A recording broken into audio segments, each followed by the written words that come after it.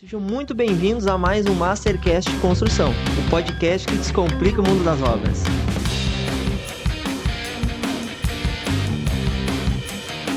E hoje estamos aqui na primeira temporada especial, diretamente do 30º CBank em Porto Alegre. Profissionais que trabalham, com o sistema, e aí incluo engenheiros, arquitetos. Tudo são fases, tudo são processos, tudo são etapas. Desde inteligência artificial, de patologia. Porque a engenharia civil é muito ampla, né? Fui conhecendo várias pesquisas nesse último ano e... A galera jovem não quer mais entrar na área da construção civil. Então, pessoal, vamos aí. Fala, pessoal, sejam muito bem-vindos a mais um Mastercast de Construção, o podcast que descomplica o mundo das obras. Muito prazer, eu sou o Felipe Nunes e estamos aqui na série especial de podcasts diretamente do 30º CBank aqui em Porto Alegre. E agora eu recebo Fabrício Molina, professor da URGS e doutor em segurança contra incêndio. Seja muito bem-vindo, Molina. Obrigado, cara. Obrigado aí pelo convite. Uma alegria estar aqui contigo. E vamos lá, vamos falar, vamos discutir, vamos debater, na expectativa que a gente tenha uma conversa bem fluida aqui, uma conversa leve, que a gente consiga fazer boas reflexões e discussões aqui. Vamos trazer um pouquinho dessa tua história para o pessoal que está em casa aí. Como é que tu começou na engenharia aí? A gente está tentando dar uma incentivada e uma motivada na galera, nesses jovens. Na verdade, eu comecei na engenharia porque desde a infância eu gostava de resolver problemas, né? Massa. Ou seja, era o carrinho que às vezes precisava montar, sei lá, um caminhãozinho que precisava, daqui a pouco quebrava, tentava recuperar e tal. E assim eu fui me criando, né? Dentro desse contexto. Na minha família a gente não tinha nenhum engenheiro civil, né? Então a engenharia ela surgiu naturalmente da criação ali, de querer resolver problema e tal.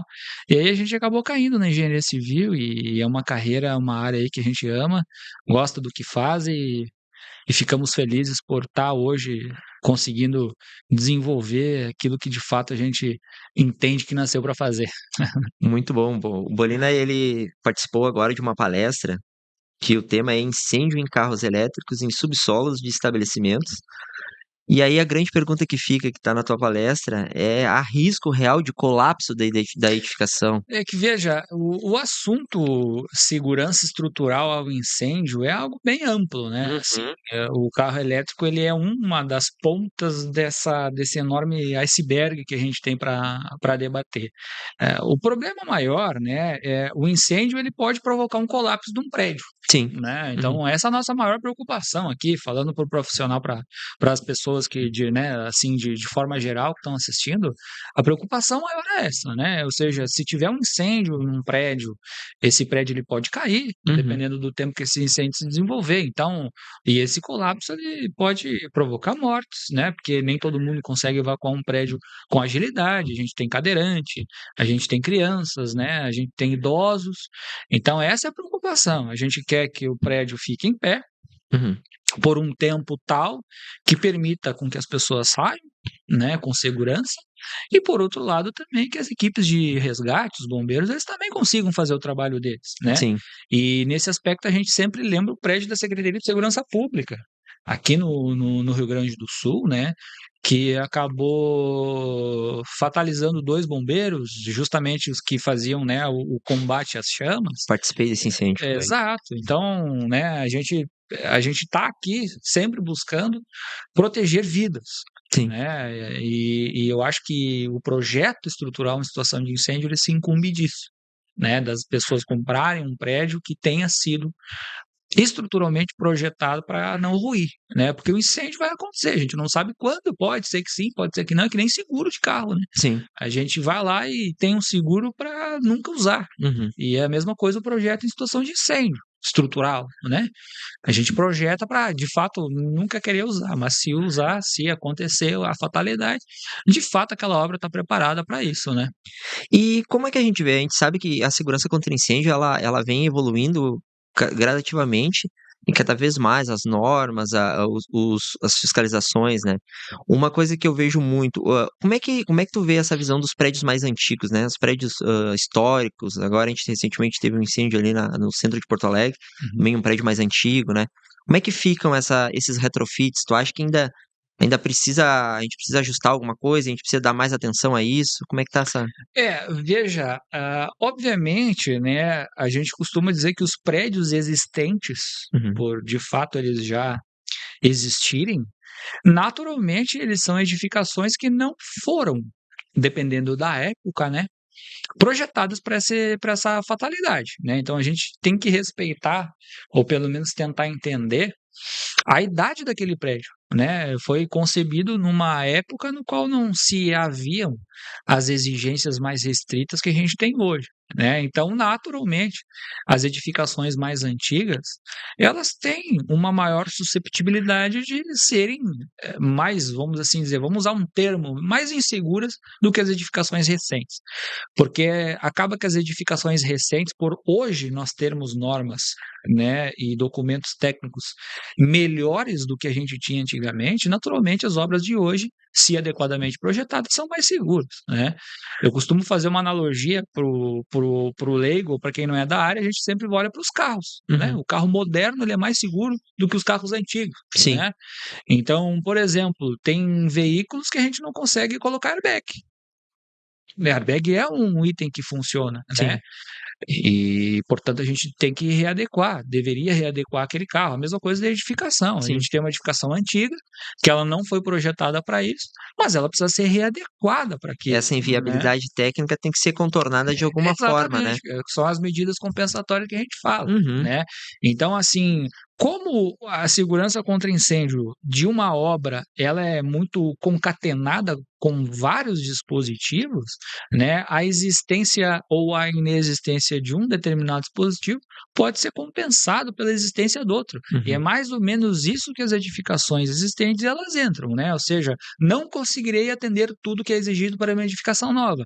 Perfeito. Mas o que eu posso fazer para compensar aquilo no que eu não consigo atender? Daqui a pouco colocar uma maior quantidade de extintor, colocar elementos de compartimentação, colocar controle dos materiais de acabamento, ou seja, a gente na engenharia e na arquitetura vai ter que sempre achar uma solução diante de uma inviabilidade, né? Uma edificação existente, então, ela se encontra numa circunstância muito peculiar, que é uma obra que não foi projetada para aquilo, mas que, de certa forma, nós precisamos incorporar essa exigência. Como? Vai depender muito do profissional, né? E da opinião ou análise crítica do profissional quanto à segurança contra incêndio, para ele entender e incorporar um dispositivo que poderá tornar aquela edificação mais segura, mediante a inexistência de outro que também colabora para a edificação ser mais segura. Então, esse é o grande desafio, né? As edificações existentes, como que de fato a gente consegue incorporar uma segurança numa obra que já existe. É Sim. desafiador. Sim, achar esse ponto de equilíbrio. Eu acho que é o maior desafio realmente, né? De conseguir trabalhar e vir montando essas medidas, as medidas compensatórias, como tu falou, né? Exatamente, né? Então aí a gente acaba fortalecendo muito a análise crítica do profissional, né? E a Sim. experiência que de fato ele tem, né? Sim. É nesse ponto em que a gente costuma, de fato, exaltar a boa técnica da engenharia, né? Aquele profissional que é, de fato, bom profissional, hoje em dia, no mercado, infelizmente, acaba sendo muito pressionado pelo custo, né? Uhum. Então, assim, a gente acaba tendo um ponto de inflexão aí, que é, de fato, oferecer a segurança no menor custo. Sim. Por quê? Porque a gente acaba tendo uma pressão, né, dos contratantes em oferecer coisas que sejam baratas, né? Sim, o pessoal não quer gastar, não O quer pessoal gastar não com quer isso. gastar. Por quê? Porque a segurança contra incêndio não é algo que tu toca, Uhum. né? Então, muitas vezes o pessoal acaba gastando muito com um projeto de arquitetura, Uhum. porque é algo que você vê, Sim. né? Uma arquitetura é algo que você vai lá e sente, Sim. né? Mas agora a segurança contra incêndio é algo que você não vê. Sim. É que nem a história que eu já falei do seguro do carro. Uhum. É algo que talvez tu nunca use, Uhum. mas ele tem um custo. Essa barreira do custo em prol da segurança contra incêndio, ela foi muito difícil logo no princípio, né? Quando as regulamentações elas se estreitaram. Porque muitos contratantes, muitos empresários não enxergavam a segurança contra incêndio como sendo algo que de fato merecesse ali um custo, né?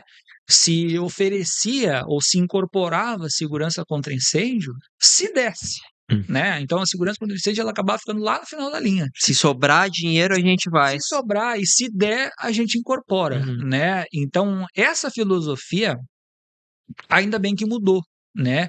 Ou pelo menos tem mudado progressivamente, né? Porque desastres estão acontecendo. Isso que eu ia te né? perguntar se. E com o advento da mídia, do uso do iPhone, as pessoas conseguem ver incêndios que num primeiro momento eles ficavam guardados. Pode ser, né? talvez o fato da rede social e da internet ter o poder de disseminar, porque, por exemplo, vou usar um exemplo agora do caso mais recente aqui de Porto Alegre, o incêndio, os bombeiros nem tinham chegado ainda até o local, e a metade do Rio Grande do Sul já estava vendo, já estava atualizado, né? O pessoal nós mesmos aqui já estava sabendo do que estava acontecendo, e o bombeiro nem tinha conseguido se deslocar até o local. Exato. Então você imagina, a velocidade da informação está muito rápida, né? Exato.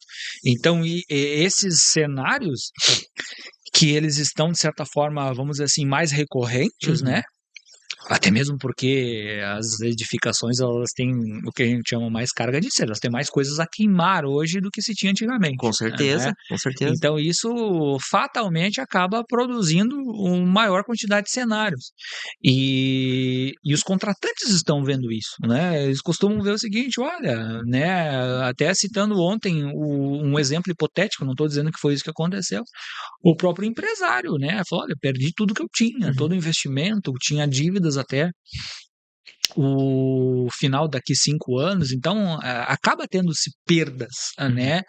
Infelizmente, em alguns casos, são perdas de vidas, né? Em outros, são perdas unicamente patrimoniais. Sim. Mas o fato é que se tem perdas. Sim. E diante disso, a gente percebe que os contratantes eles estão mais interessados em mitigar ou diminuir essas perdas.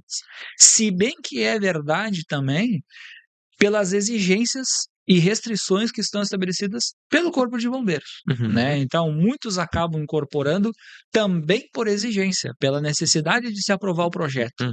Então, o fato é que a segurança contra incêndio, ela amadureceu. Essa é a verdade.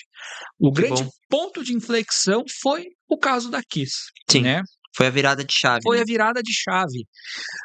E não me interprete errado o que eu vou dizer, tá? Mas precisou acontecer a Kiss para que a gente mudasse. Felizmente. E se não tivesse acontecido a Kiss, teria acontecido algo pior, igual ou pior.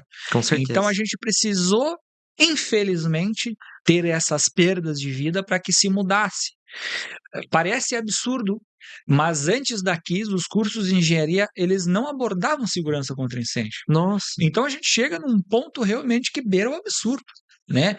O profissional, ele acabava se formando em engenharia e arquitetura sem saber nada, sem ter disciplinas dirigidas à segurança contra incêndio. Até aquele momento que não era algo necessário. Não era algo necessário, não era priorizado pela sociedade.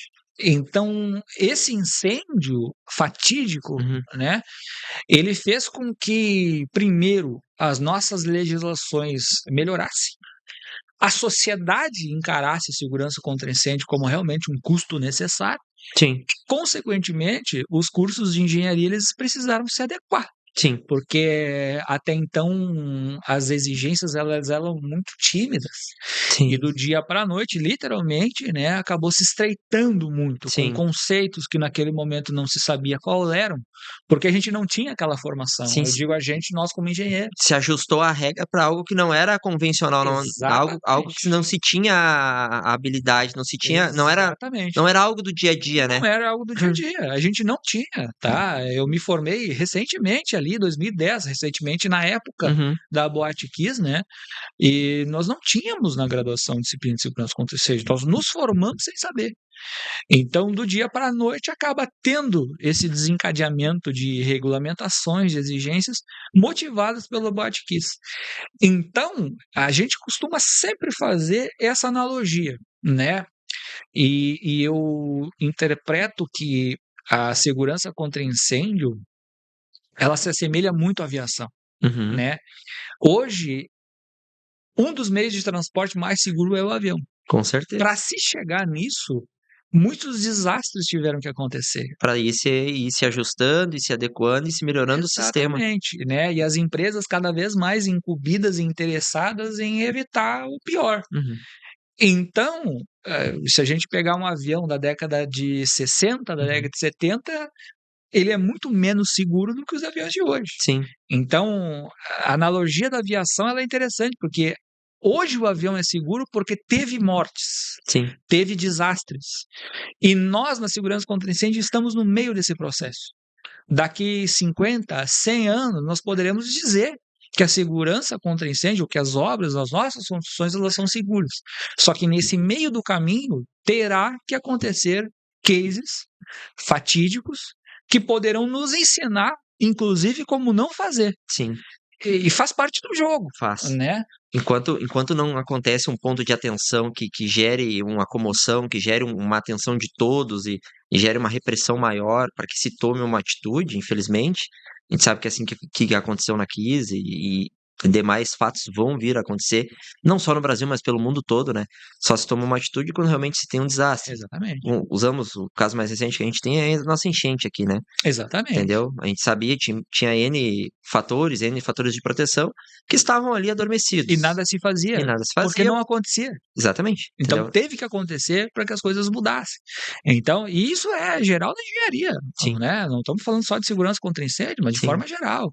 A engenharia ela evolui mediante erros e acertos. Sim. Essa é a verdade. Sim, a melhoria acontece em cima disso. Infelizmente, erros vão ter que acontecer para a gente melhorar. Sim. Né?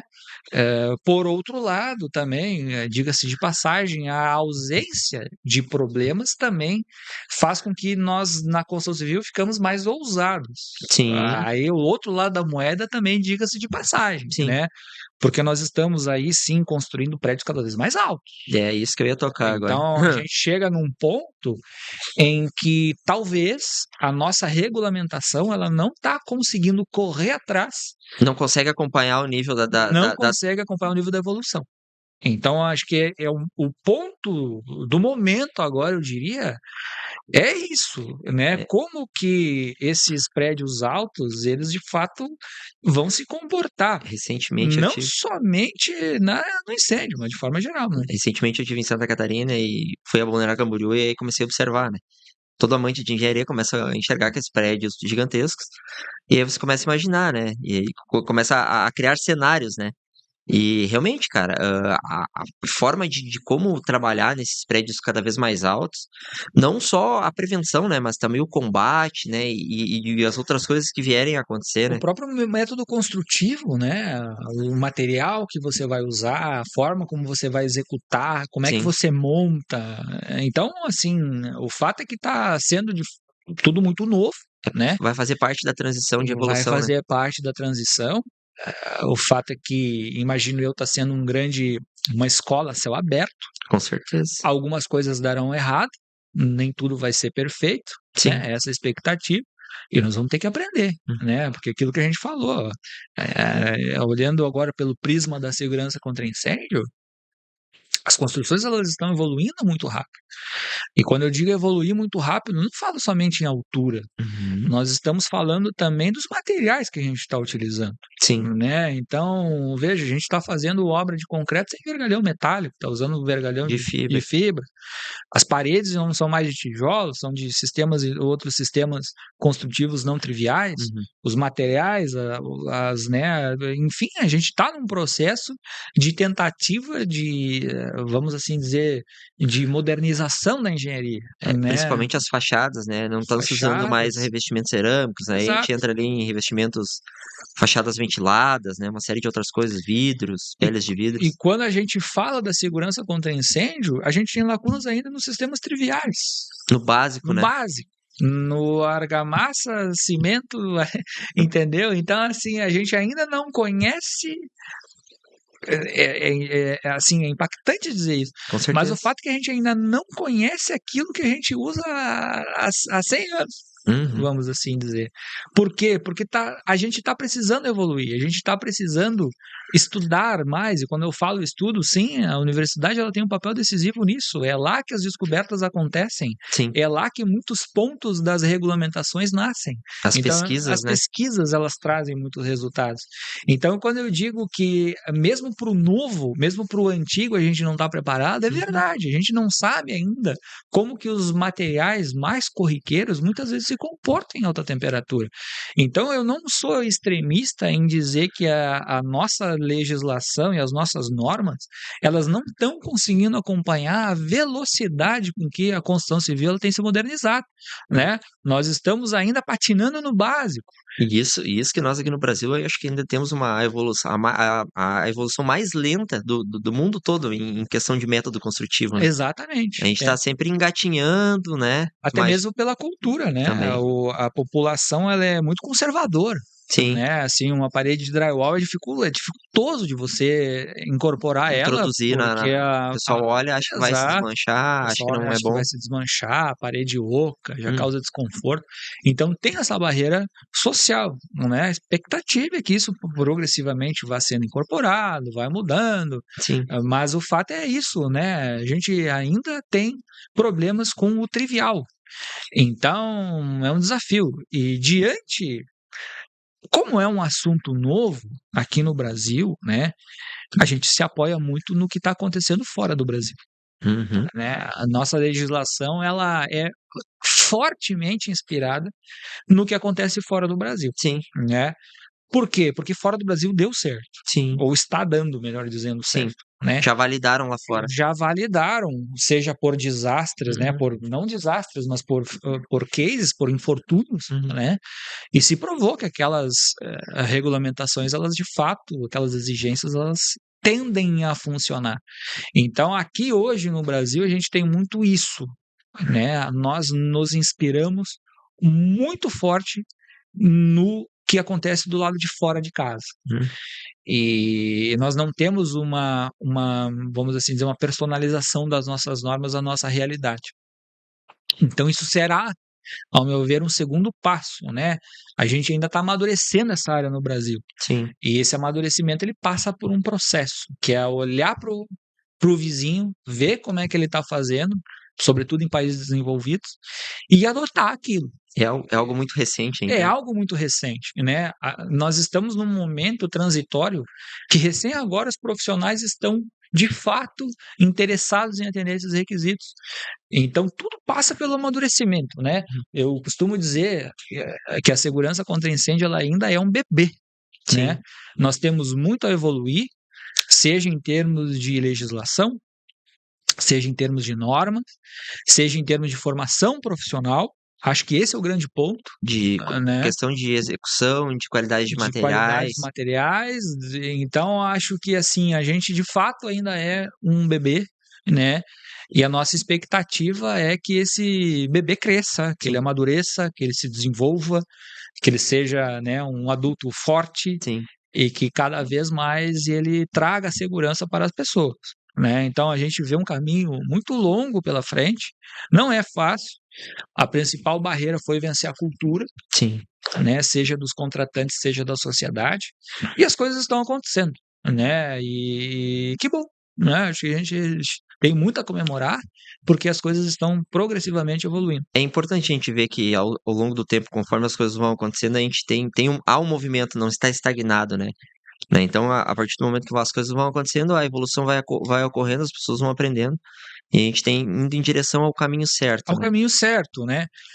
Se esse caminho é certo ou não, o tempo dirá, Exato. né? Mas as coisas, há movimentos, e esses movimentos eles iniciam dentro das próprias universidades, que estão cada vez mais interessadas em incorporar disciplinas do assunto na formação do profissional. Acho que isso é um grande avanço, né? Sim. Hoje a maioria das boas universidades, falando aqui da região sul, já implementaram a disciplina de segurança contra incêndio dentro dos seus currículos.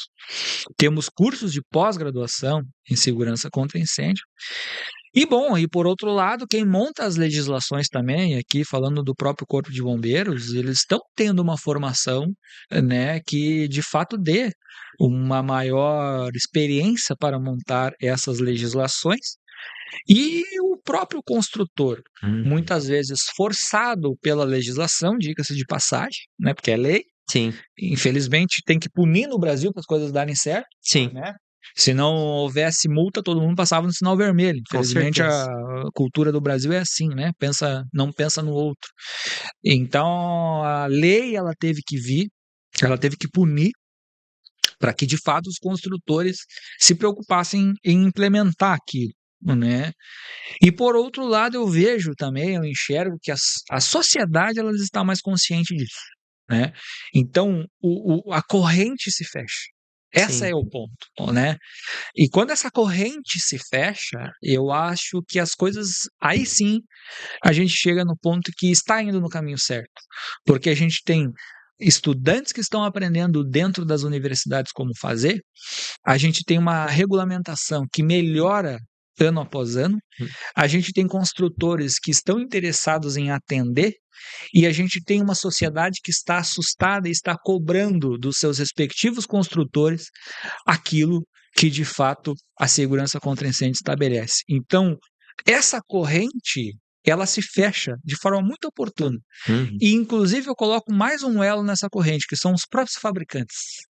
Os próprios fabricantes, por força dos construtores, acabam tendo que se obrigar a ir lá e buscar testar o seu produto. Se criou um novo mercado Se criou também. um novo mercado. Então, É. assim, a gente está num cenário muito bom, Sim. né? A cadeia toda É. está O interessada. que eu vejo é exatamente isso, essa tua colocação é perfeita. Agora, na verdade, todos estão se direcionando e olhando para a mesma coisa. Exatamente. Entendeu? Todos Então, têm o mesmo propósito. isso, agora todos estão dando atenção para a mesma ponto. Exatamente. Então, acho que a gente está, né, resumindo assim, a gente está caminhando muito bem, né? Porque onde houvesse um elo dessa corrente que de fato não contribuísse ou puxasse para trás todo esse movimento, a gente teria um problema, né? Se a gente tira qualquer um desses elos, a engrenagem não funciona. Então, acho que é uma boa Mas, e agradável engrenagem que começa a ganhar tração, sim, que começa a evoluir, que começa a ganhar força, começa a aumentar a velocidade, e o grande beneficiário disso é de fato a sociedade, né? Eu acho que hoje o que a gente faz é para a sociedade. Quando eu digo a gente, falo Corpo de Bombeiros, falo profissionais da construção civil, engenheiros, arquitetos, fornecedores, construtores. O ponto final é o usuário, a população, sim, né? Então acho que a população acaba tendo muito que comemorar, sim. porque está sendo entregue a elas edificações que são seguras. Obviamente ninguém quer ter perdas, tanto de vida quanto de patrimônio, Com certeza. e eu acho que nesse aspecto a sociedade sim deve se ficar feliz, porque tem equipes de profissionais da engenharia brasileira e do Corpo de Bombeiros brasileiro que está se esforçando dia após dia para que a segurança contra incêndio seja incorporada às respectivas construções. Massa. Bolina, quero te agradecer por esse bate-papo, poder passar um pouco desse conteúdo para o pessoal, poder explicar a importância da segurança de incêndio, né, trazer toda essa visão, todo esse teu conhecimento. Também te dar os parabéns por estar participando do congresso, né, por ser engenheiro, né, por estar aqui dividindo um pouquinho desse teu conhecimento com todos. E agradecer novamente. Meu irmão, tamo junto, foi uma alegria estar aqui. Muito obrigado. Quero te parabenizar pelo teu trabalho também. Eu acho Obrigado. que isso que tu traz também é um serviço para a sociedade, né? De São tentar melhorar aquilo que a gente de fato faz. Momentos iguais a esses é muito interessante para a gente discutir, para a gente debater. Com certeza. E eu acho que tu tem um papel fundamental nisso, tu e a tua equipe. Massa. Parabenizar a todos aí, porque o trabalho de bastidor ele também é fundamental para que as coisas aconteçam, né? Ninguém Sim. faz nada sozinho, todo mundo funciona como um time. É uma união de todos. É uma união de todos, né? E eu vejo assim como o teu time é forte, teu time é incumbido de fazer realmente acontecer. Então, parabenizo a ti, mas te citando, te cito também toda a tua equipe maravilhosa aí que tem se esforçado nos bastidores para que as coisas fiquem perfeitas e de fato está conseguindo. Parabéns mais uma vez, eu te desejo muita prosperidade, quero que esse teu canal cresça, que tu atinja marcas inigualáveis e que tu desponte aí como sendo o melhor canal da construção Massa. civil. Todos nós vamos fazer. Tamo junto, valeu, meu Valeu, irmão. obrigado. Um abraço.